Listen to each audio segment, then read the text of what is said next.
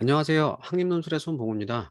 저는 이번 시간에 크게 세 가지 내용들을 말씀을 드릴 건데요. 하나는 제 신규 강좌 안내와 두 번째는 논술이 굳이 필요 없는 학생들의 유형, 그리고 세 번째는 논술에 대한 세 가지 오해.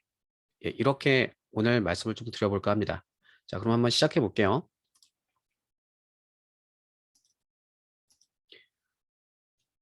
예, 저는 다음 주 3월 16일 수요일 날 저녁 6시에 논술 1등급 C반을 새로 개설을 합니다. 기존에 논술 1등급 A반하고 B반을 1월 달에 개설을 해서 수업을 진행하고 있는데요. 3월 달에 개강한 반은 여름방학 전까지 논술 기본 과정과 심화 과정까지 끝낼 생각입니다. 논술의 기본하고 심화 이 두 가지 과정을 끝내면 기본적으로 어떤 대학교 논술 문제가 나와도 기본적으로 접근할 수 있는 방법에 대해서는 전부 다 숙지를 할 수 있을 거예요. 그래서 혹시 논술에 대해서 조금 이제 관심이 막 생겼거나 혹은 조금 더 자신이 생각하는 그런 어떤 현실 성적에 비해서 괜찮은 학교들을 가고 싶은 친구들이 있으면 많이 많이 오셨으면 좋겠습니다. 제 강좌 소개는 이렇게 좀 간단하게 마칠 거고요. 어, 다음으로는 논술을 굳이 하지 않아도 되는 학생들에 대해서 말씀을 드려볼까 합니다. 보통은 학원에서 논술은 이제 선택이 아니라 필수다. 이렇게 말씀을 드리는 경우도 있는데요. 사실은 어떤 친구들에게는 논술이 필수가 아니라 선택이기도 하고 굳이 안 하셔도 됩니다. 자, 그런 친구들을 한 네 가지 유형으로 나눠서 한번 말씀 드려볼게요. 첫 번째는 여러분들도 알고 계시다시피 논술 위에 다른 전형을 자신이 원하는 대학을 갈 수 있는 학생들은 굳이 논술이 필요 없겠죠. 뭐 수시때 교과나 학종, 정시때 수능으로 본인이 원하는 대학을 갈 수 있다면 굳이 논술을 할 필요가 없습니다. 자기가 잘하는 거 하세요. 자, 두 번째는 이 손가락이 4개가 남았는데 이런 친구들도 논술을 지금 당장 할 필요가 없습니다. 수시 때 교과나 학생부 전형, 학생부 종합 전형, 다시 말해 논술 이외에 수시 때 4개 이상의 전형을 쓴다면 이런 친구들은 역시 논술을 당장 시작할 필요가 없어요.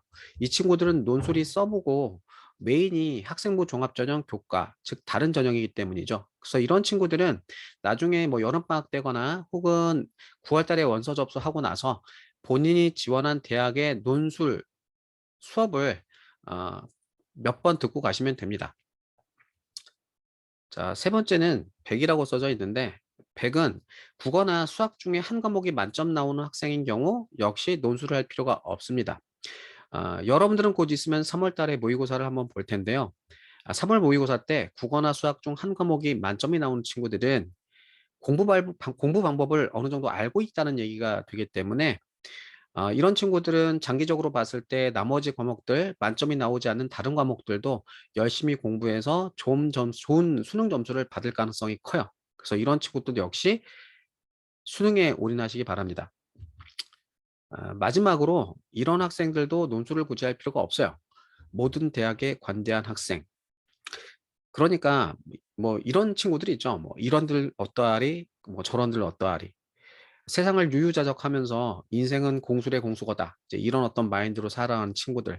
욕심도 전혀 없고, 그 다음에 뭐 세상이 변하면 그냥 변하는 대로, 그냥 그렇게 자신을 세상에 맞춰서 살 수 있는 그런 친구들 같은 경우에는 굳이 뭐 논술을 하지 않으셔도 됩니다. 자, 그럼 반대로 논술 이외에 다른 전형으로 본인이 원하는 대학교를 합격하기가 어렵거나, 그 다음에 수시에 논술 전형으로 3개 이상 쓰거나, 혹은 모의고사 때 국어나 수학 중 한 과목이 만점이 안 나오거나 혹은 모든 대학에 관대하지 않는 친구들은 논술을 시작하시는 것이 나중에 좋은 결과를 낳을 가능성이 더 크기 때문에 이런 학생들에게는 논술 전형을 적극적으로 추천을 드려요. 자, 그럼에도 불구하고 논술을 주저하게 되는 세 가지 이유가 있습니다. 그 중에 하나는 바로 부담감이죠. 어, 여러분들에게 아직은 논술보다는 수능이 메인이고 수능이 중심 전형이기 때문에 논술을 준비한다는 것은 수능을 준비하는 시간들의 부담이 되기 때문에 논술 준비를 망설이는 친구들이 있어요. 즉 논술 준비는 수능을 준비하는 수 있는 시간들을 뺏는 거다라는 친구들이 있고요. 두 번째는 경쟁률입니다. 뭐 150대 1, 이 숫자에서 볼 수 있듯이 논술 전형은 경쟁률이 높아요. 대체적으로 그렇습니다. 뭐 한양대학교 인문계열 같은 경우에는 많은 학과들이 경쟁률이 150대 1이 많이 넘어가요. 그리고 마지막으로는 채점 공정성에 대한 의심입니다. 논술은 주관적인 글쓰기지 객관적인 답을 고르는 시험이 아니죠. 그렇기 때문에 채점자의 어떤 성향에 따라서 주관적으로 채점을 할 수 있는 게 아니냐라는 그런 의심들을 할 수가 있죠. 자, 그러면 그런 오해에 대해서 하나하나 좀 풀어보겠습니다. 여기 뭐 화면이 약간 좀 잘리긴 했는데, 지금 보시는 이 화면의 자료는 중앙대학교 논술 문제에 대한 학교 측 해설 자료예요. 제시문가는 국어 2에서, 제시문단은 뭐 윤리와 사상에서, 제시문단은 뭐 문학 교과서에서 발췌, 편집했다고 합니다. 자, 어떠세요? 지금 제가 중앙대학교 논술 문제만 소개시켜드리고 있지만 다른 대학교도 마찬가지입니다. 교육부에서 대학교에 가능하면 제시문들을 교과서에서 출제하라고 그렇게 권고했기 때문에 대학에서는 그런 권고 사항들을 어느 정도 잘 준수하고 있습니다. 그렇다는 얘기는 논술에서 독해하는 모든 제시문들은 거의 대부분 교과서 지문이기 때문에 그 교과서 지문들을 공부한다라는 건 사실 논술 플러스 수능을 같이 준비하는 거죠. 그래서 논술 준비는 수능 준비와 별개가 아니라 논술과 수능을 같이 준비한다라고 이해하시는 게 더 좋습니다. 그게 합리적인 생각이고요. 그다음에 두 번째는 뭐냐면 논술 경쟁률 얘기인데 지금 화면에 보시다시피 뭐 중앙대학교, 동국대학교, 성신여대 이런 학교들의 경쟁률을 보면 어, 한 자리인 경우도 있고 그다음에 두 자리지만 10대 초반인 경우가 되게 많죠. 그리고 홍익대학교하고 이화여대 같은 경우에는 실질 경쟁률을 공개하지 않았는데 실질 경쟁률을 공개하지 않았다라는 건 그 경쟁률이 낮기 때문에 그럴 겁니다. 홍익대학교 같은 경우에는 비슷한 레벨의 다른 학교에 비해서 최저 등급 조건이 약간 좀 높은 편인데요. 그러다 보니까 아마 이 홍익대학교가 최저가 세계합 7인가 그럴 거예요. 네, 세계합 7인데 그 세계합 7을 맞춘 친구들이 그렇게 많지 않을 겁니다. 매우 적을 거예요. 그래서 실질 경쟁률이 생각보다 매우 낮다. 지금 보여드린 중앙대, 동대, 성신여대보다 더 낮을 가능성이 있습니다. 이화여대도 마찬가지고요.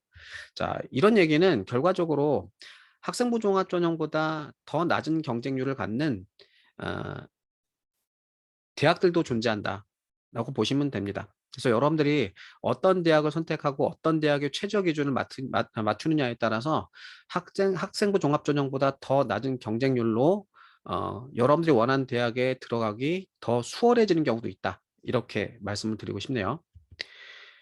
그리고 세 번째는 이 중앙대학교 채점 기준인데 일본 문항은 40점 만점, 그리고 뭐 가나, 다라 이 각각의 제시문당 뭐 4점씩 4점씩 해서 총 어, 한 제시문당 8점씩, 그래서 8 곱하기 4에서 32점 이렇게 정확하게 독해를 했는지 평가하는 게 하나 있고, 그다음에 두 번째는 뭐냐면 서론, 본론, 결론의 형식으로 구성하고 있는지를 평가한다. 8점 이렇게 나왔죠.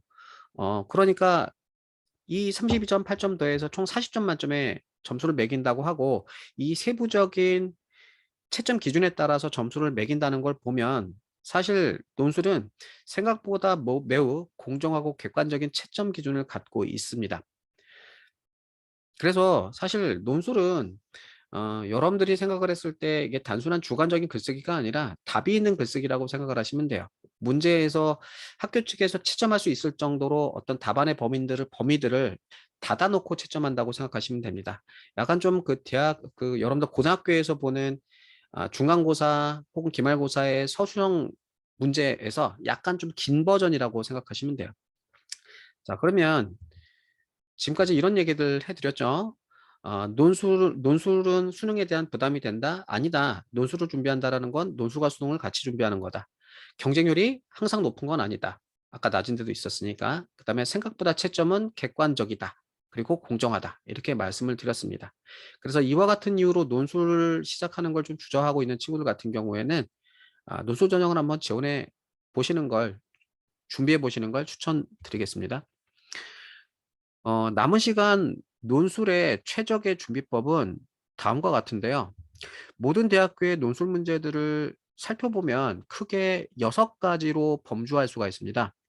그중에 하나는 이제 요약하고 분류하는 문제, 그리고 비교하는 문제, 그다음에 설명하는 문제, 그다음에 평가하는 문제, 그리고 자료를 해석하는 문제, 그리고 자기 견해까지 이렇게 6개의 문제 스타일을 학생들이 어떻게 접근할 것인가에 대해서 확실히 정복할 수 있다면 좋은 점수를 받을 가능성이 꽤 큰데요. 그래서 여름방학 전까지 이 6개의 문제 유형에 대해서 문제를 어떻게 읽고 그다음에 지문들을 어떻게 읽고 제시문제의 관계를 어떻게 읽고 전체적인 글은 어떻게 구성하는지 이런 부분들을 충분히 학습하시면 논술을 통해 원하는 대학교들을 한번 도전해 볼 만합니다. 자, 그래서 이렇게 6개 유형을 파악하는 게 가장 최적의 논술 준비법이다. 이렇게 조금 말씀을 드릴 거고, 그리고 이 지금 화면은 아까 제가 맨 앞에 드렸던 제 신규 개강 강좌 안내 자료죠. 영상이고. 어, 제가 구체적으로 수업들을 어떻게 하는지 이런 부분들은 이 시간에 많이 말씀을 드리진 않았어요. 왜냐하면 제가 1월 달에 어,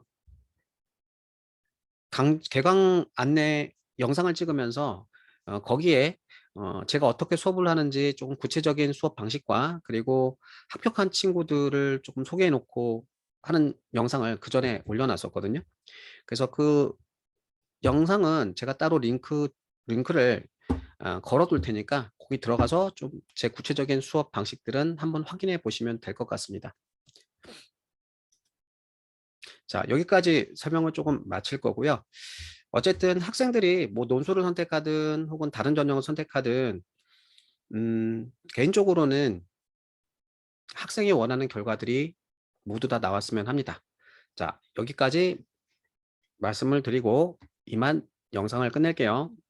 들어주셔서 감사합니다.